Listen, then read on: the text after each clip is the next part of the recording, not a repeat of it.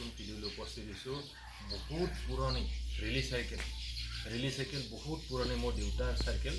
আহক সেই চাইকেলখনৰ বিষয়ে জানো। প্ৰথম চাইকেলখন উলিয়াই দিছোঁ, 1 মিনিট।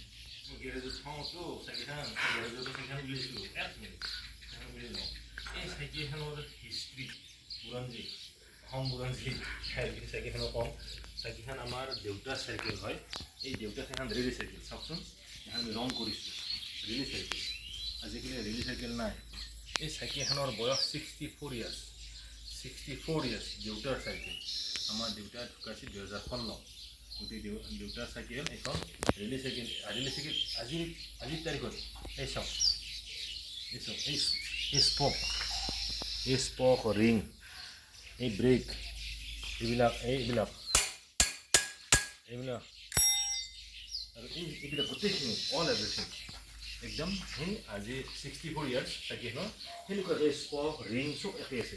তো এইটো চাইকেলত পাম্প নাই, পাম্পটো দিওঁ। এইটো চাইডে চাওক, এইটো চাইডে এই চেনবিলাক আগৰে, এই চেন আগৰে, তাহানি যুগৰে চেন টানা নাই, কিন্তু এই চেন এইবিলাক চব আগৰে। এতিয়ালৈকে নতুন কোনো আমি ব্যৱস্থা মানে স্পক এডালো লগোৱা নাই। এই তাহানিৰ দিনৰে দেউতাৰ চাইকেল স্পক ব্যৱহাৰ হোৱা নাই, ৰিং চিং চব একে। এই টায়াৰ কেৱল এই চিটটো নতুন হৈছে, চিটটো কেৱল নতুন, এই চিটটো নতুন, বাকীবিলাক এই আগৰ দিনৰ এইবিলাক চিট এইটো ব্যৱহাৰ হৈছে। আমাৰ দেউতাৰ ফটোখন দেখুৱাই দিছে, দেউতাৰ ফটোখন।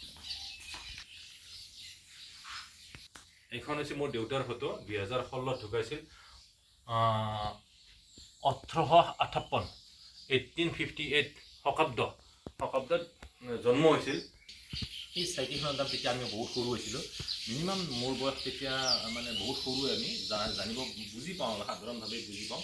তেতিয়া এখন চাইকেলৰ দাম হৈছে, ৰেলী চাইকেলৰ দাম হৈছে মাত্ৰ 600 টকা। 600 টকাত ৰেলী চাইকেল। তেতিয়া আমি এই চাইকেলখন কিনিছোঁ ৰঙিয়া। দেউতাই ৰঙিয়াত চাকৰি কৰিছিল, ৰঙিয়া পাৱাৰ হাউচ, কাৱৰবাহা ৰঙিয়া চিটি বোৰ্ড অফিচ এটা আছে কাৱৰবাহাত। তাতে ডাঙৰ পাৱাৰ আছিল, তাতে আছিল। মই তাতে সৰুৰ পৰা সৰুতে তাতে আহিছিলোঁ, তাতে এখন চাইকেল কিনিছিলোঁ। এতিয়া বৰ্তমান চাইকেলখন পাম্প নাই, পাম্প দি লওঁ 1 মিনিট।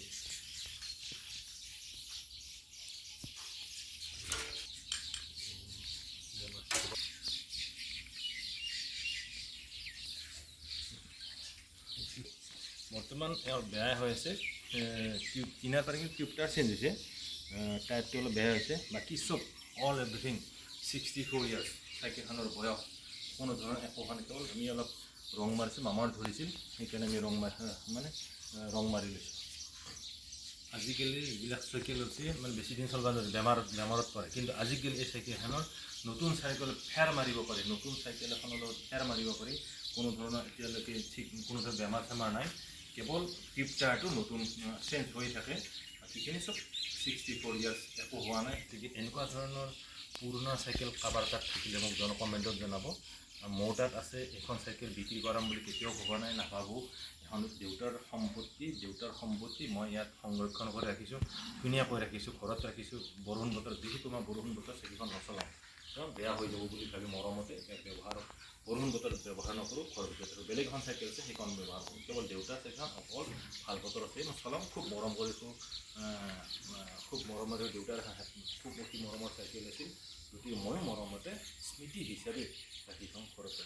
গতিকে এইখন চাইকেল কেনেকুৱা পালে দেখা পাই জনাব, আৰু ক'ৰবাত যদি ইয়াতকৈ পুৰণা চাইকেল জনাব। বহুত বহুত ধন্যবাদ। জয় আহোম।